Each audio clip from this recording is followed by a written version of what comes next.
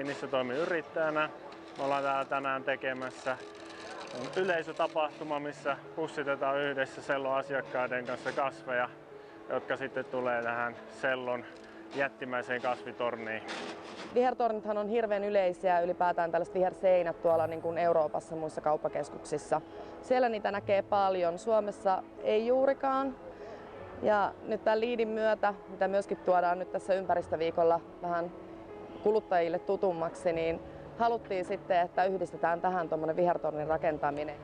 LEED on kansainvälinen ympäristösertifikaatti, joka mittaa kiinteistön energiataloutta, kestävää kehitystä ja ympäristö- ja ekologisia asioita. Ja korkein taso on tämä platinataso, jonka Sello nyt ensimmäisenä eurooppalaisena kauppakeskuksena saavutti viime syksynä.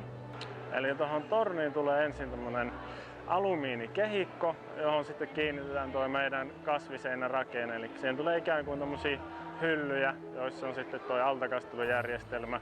Sitten jokaiseen hyllyyn tulee 4 kappaletta kasveja ja sitten tosiaan se automaattinen kastelujärjestelmä hoitaa sitten lopun.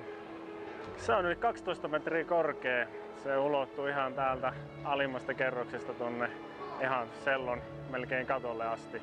Siihen tulee vajaa 900 kasvia. Toivottavasti löytyy täältä Sellosta tarpeeksi innostuneita pussittajia, että saadaan kaikki ajoissa valmiiksi pussitettua. Me halutaan luoda sillä tänne entistä enemmän viihtyvyyttä ja asiakkaille myöskin vähän elämyksellisyyttä.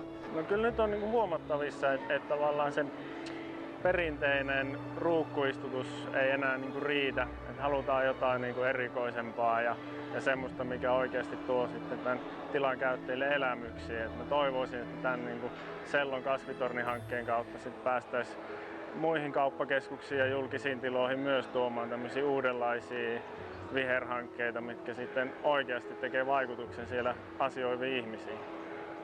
Kyllä me odotetaan semmoista vau-efektiä siitä, että ihmiset katsoo sitä, että onpa upea ja onpa hieno ja miten ihmeessä tuo on saatu tuohon tehtyä. Ja sitä myöten vähän niin kuin sanaa kulkemaan myöskin sitten eteenpäin, että Sellossa on taas jotain katsomisen arvosta uutta ihmeellistä.